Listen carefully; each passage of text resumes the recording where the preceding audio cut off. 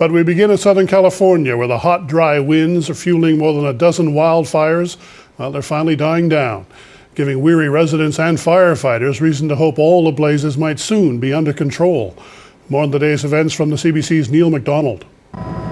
Finally, after lives lost and hundreds of millions in smoking devastation, the men and women who have been sweating and fighting and barely sleeping are starting to win. Captain Dave Apple has been fighting the fire called Santiago, just north of here. Do you think this whole situation is turning around? I think we're headed for a good time, yeah. At its peak, he says, the heat was so ferocious that the force of convection was actually uprooting trees. Sometime yesterday, he said, he felt things turning around. Now, the fire is all but contained. Authorities now suspect that the Santiago fire and perhaps a few others were deliberately set. Whoever did this knew what they were doing. It was not accidental. But the winds from the desert have calmed to stillness, and humidity is rising, meaning the airborne drops of fire retardant are now making a difference. And help keeps arriving. One of the largest fire bombers in the world arrived in Lake Elsinore last night. The big fires around Los Angeles are now under control, and even here in San Diego County, where the most stubborn fires remain, large numbers of people are being allowed to go home.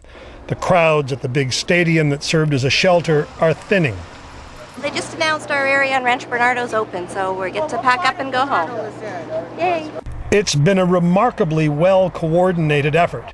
Even gangs of prisoners, anxious to earn some time off their sentences, trooped off to fight the fires. Some, said crew captain Michael Mandel, actually learned the trade and become professional firefighters. Very good job. We ended up, we're quite proud of them. We work hard. Politicians like Governor Arnold Schwarzenegger and today a visiting President Bush are understandably eager to associate themselves with such success.